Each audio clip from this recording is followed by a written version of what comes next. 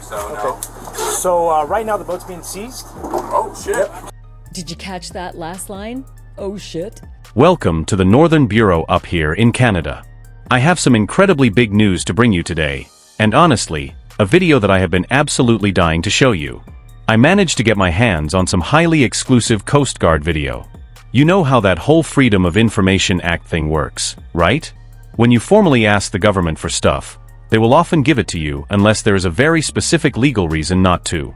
Well, I wanted to know exactly what it looked like 40 miles off the coast of Florida when the Coast Guard went racing out there with all of its massive assets, intercepted the sailboat named Soulmate, and seized that vessel from the two commercial transport captains who were bringing it back from the Bahamas. They were doing this presumably because Brian Hooker wanted his boat back in American waters. I have been so desperate to see this footage because in my head, I kept imagining it like a real-life episode of Cops on the Water. You picture a massive Coast Guard vessel flying across the waves with the sirens blaring, the flashing lights reflecting off the dark water, and an officer shouting through the loudspeaker for them to pull over. I could just see it all playing out in my mind like a Hollywood movie. But now, I don't have to just imagine it anymore, because I actually have the real footage right here for you. This is the exact moment that the Coast Guard Investigative Service, alongside Coast Guard tactical members based out of Florida, came upon two completely unsuspecting commercial transfer captains. Now, let's be totally fair to these guys. These men were just delivery captains who had been hired and paid to bring the boat across the ocean from the Bahamas to Florida. This kind of arrangement happens all the time in the maritime world. These captains had absolutely no idea that they had been actively surveilled electronically from the air by planes and from the water by cutting-edge tracking systems. They weren't just being watched by people like me who follow these cases, but they were being heavily monitored by the United States Coast Guard. When the tactical team decided it was finally time for that high seas interdiction, the real-world confrontation was intense.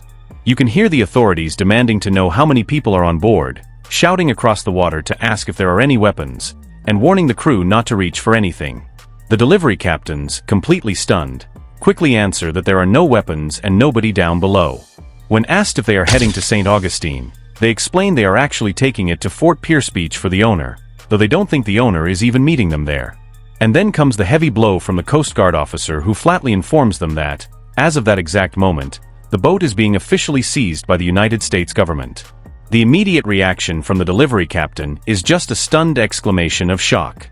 I really want to drill down and analyze that specific reaction for a moment because I think a lot of people jumped on this footage when it first leaked and immediately assumed that these commercial delivery captains were somehow complicit in some ugly, illegal business on behalf of Brian Hooker. But from what I am gathering from my extensive network of sources, that is simply not the case. I talk to people in the Bahamas all the time. I talk to local Bahamian law enforcement, federal law enforcement in America, and directly to contacts within the Coast Guard. I am getting the very distinct impression that these higher-on captains were completely in the dark.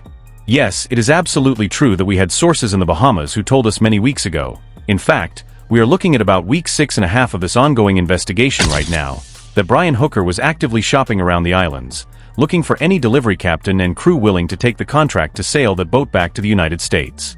We know for a fact that most reputable captains in the area were flatly denying the request and refusing to take the job. They knew there was a dark cloud of lore surrounding that vessel. They knew there was some seriously weird energy and unanswered questions attached to the boat, but the guys who finally took the job didn't truly believe it was anything more than just a typical paid transport gig like the ones they perform every single day. Boats move back and forth between the US and the Bahamas constantly, and captains do this for wealthy owners all the time. So when you hear that captain drop that heavy curse word in pure shock, I only wish we could see their actual faces. I am certain their expressions were filled with absolute panic and deep concern that they had accidentally entangled themselves in a massive criminal investigation when they were just trying to earn a living doing an everyday job. But what an incredible cinematic moment on the water. After that dramatic video clip cuts out, the camera stopped rolling, but that is the exact point where the Coast Guard hooked that heavy vessel up to their own ship and began a grueling 40-mile tow back to the shores of Florida. Let me tell you about that specific night. The ocean was completely angry. The weather conditions were brutal, and the storm they encountered was horrendous. I have been told by first-hand sources that it was easily some of the worst weather those specific Coast Guard members had ever navigated in their entire careers. And let's keep things in perspective here. These are highly trained Coast Guard professionals who routinely operate in the worst of the worst conditions the ocean can throw at them. The brutal weather severely impacted their transit and put an immense strain on their operational efforts. On top of the dangerous elements, there is a massive amount of legal and operational protocol that comes into play when federal agencies tow a foreign-flagged or recently intercepted vessel. You can't just blindly hook up a boat and drag it away without following the strict letter of the law. We have a Fourth Amendment in the United States Constitution that strictly protects against unreasonable search and seizure, and those constitutional protections absolutely apply to how the Coast Guard handles a vessel under these extraordinary circumstances. The Coast Guard cutter Winslow Greaser was the heavy vessel out there doing the dirty work, executing the massive task of towing that 46-foot sloop through treacherous seas back toward the mainland. As they finally approached Fort Pierce and needed to navigate the vessel safely into the marina, a much smaller, more agile Coast Guard boat came alongside Soulmate to tie it up tight. If you were watching my podcast a few episodes ago, you saw the exclusive footage we obtained of the Coast Guard hauling that boat right up against their own hull, carefully guiding it through the incredibly narrow inlet channel into Fort Pierce, and docking it securely at the Coast Guard station Fort Pierce. The sailboat sat parked there under heavy guard for several weeks until just recently, when we secured even more exclusive video showing that the vessel has now been moved down the coast to the Coast Guard station in Fort Lauderdale. The boat is being moved around a lot right now, and there is a very specific, calculated reason for that. Make no mistake about it, this vessel is an active, high-priority crime scene. The yellow crime scene tape officially went up the moment it hit the dock at Fort Pierce. We previously showed you the photographs of federal agents continuously walking on and off that boat, carrying out boxes of potential evidence, and meticulously bagging items on a specialized forensics table they set up right there on the shore. To me, that visual was incredibly telling. If this was all just a tragic, unforeseen accident where your wife supposedly bounced off the back of a dinghy during a freak incident, why on earth is your primary sailboat treated like a highly restricted federal crime scene? Why are forensic agents spends days carrying away bagged evidence? It is because law enforcement deeply believes that a major crime occurred directly on that boat, Brian Hooker. Now, I want to be very clear for legal reasons. I am not definitively stating as a matter of fact that Brian Hooker committed a crime. He has not been formally charged with anything yet. But the intense forensic movement on that boat speaks volumes. And if you tuned into yesterday's episode, you heard that the authorities have heavily nailed down some of the most critical digital forensic evidence you could possibly imagine in a case like this. They have recovered the precise GPS locations of Brian Hooker, which highlights what I can only describe as his sheer stupidity and cheapness. This man was apparently so cheap that he refused to get rid of a specific smartwatch, a watch that digital data suggests he was wearing while out on the water, potentially scouting out a good, remote place to dump something heavy into the ocean.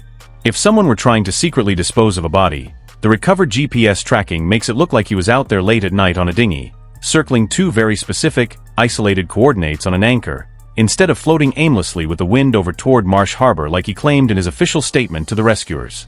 Again, I am not saying he did this, and I am not saying he is charged, but if a person were hypothetically attempting to make a body disappear, this newly uncovered forensic data aligns perfectly with that dark theory. Instead of destroying the evidence, he kept the green watch that held all of this damning, highly precise digital breadcrumbs. He hid it away while proudly sporting a massive, flashy white watch in front of the cameras and the public, hoping everyone would look at his wrist and think he had nothing to hide. It is the exact same brand of arrogance and stupidity we saw with Brian Kohberger, who drove his own easily identifiable white sedan directly to a violent crime scene and thought he could evade the FBI just by turning his cell phone off and on. Brian Hooker seemed to truly believe he was the smartest guy in the room and that investigators would never look closely at his secondary electronics. He completely underestimated the dogged, relentless pursuit of the Coast Guard Investigative Service. They have been entirely on top of this job, and the legal noose is visibly tightening around him as his web of lies is systematically dismantled piece by piece. He left a glaring trail of digital popcorn, and AT&T's network tracking helped bust wide open the reality of where he actually was versus where he claimed to be. The deeper you look into the timeline, the worse it gets for his defense. On the exact same night that his small dinghy was tracked circling those two distinct deep water areas, we start to look at the geography of the Sea of Abaco.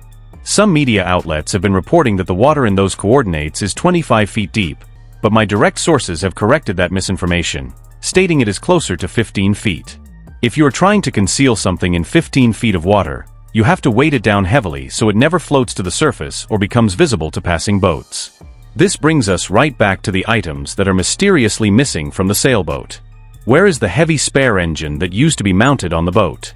Where is Lynette's distinct pink weight belt that she used for diving? Where is her buoyancy compensation device with a recognizable pink trim? Investigators have noticed that these heavy-weighted pieces of gear are completely gone from the vessel. If someone were to go over the side of a boat in a tragic accident, they wouldn't be wearing a heavy diving weight belt and a BCD while casually riding in a dinghy. It completely contradicts the ridiculous story he fed to the authorities. Furthermore, we now know that the dinghy landed on the shores of Marsh Harbor twice that night between April 4th and April 5th. His original story claimed he was completely stranded without any mechanical propulsion, just floating helplessly with the wind and the tide until he randomly washed ashore. But ocean currents don't mysteriously pull a disabled watercraft into two entirely different landing spots miles apart. It is just another fabricated piece of garbage, he told to the police, the local investigators, and the heroic volunteers at the Hopetown Volunteer Fire and Rescue who spent exhausting hours searching the open ocean for his missing wife. He put on a masterclass in staging a tragedy, crying out for help and claiming he barely survived washing up on the rocks. In reality, he landed in a completely different subdivision first. Local experts who know the rugged terrain on the ground have stated there is absolutely no way a person could physically machete their way through the razor-sharp thickets, deep black sludge, and dangerous waterways from his claimed landing spot to the houses where he allegedly knocked on doors looking for help. But if he landed at the first secret spot, the path to those houses becomes infinitely easier. It raises the terrifying possibility that he deliberately set a floating object adrift to see exactly where the wind would carry it, tracked it with his advanced mariner's watch, used his ultra-quiet electric trolling motor to drive directly to that spot, and staged his appearance. He claimed the keys to the dinghy went overboard with Lynette, which is why he supposedly had no propulsion, and conveniently, her entire dry bag containing the spare keys and vital passports vanished into thin air.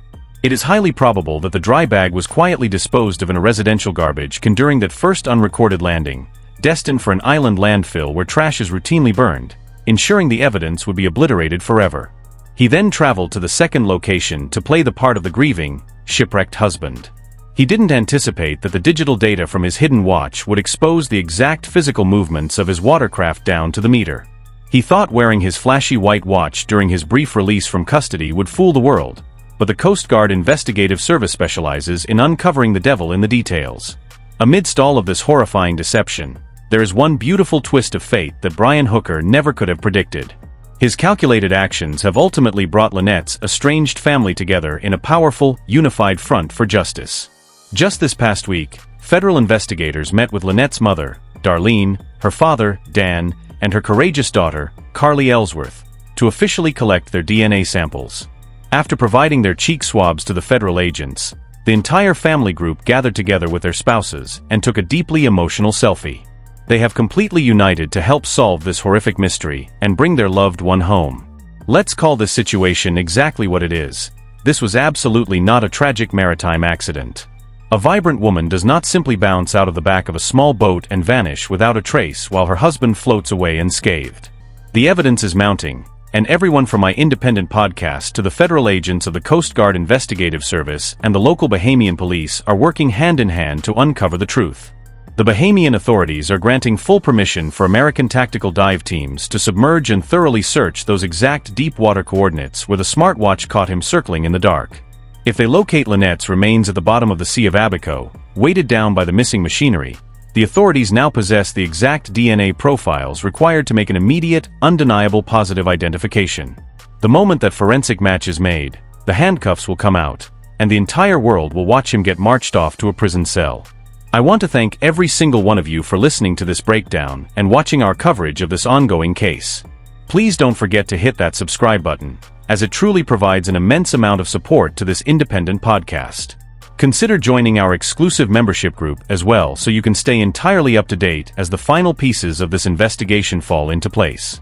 I'm Ashley Banfield, and this is Drop Dead Serious, because the truth isn't just serious, it is drop dead serious.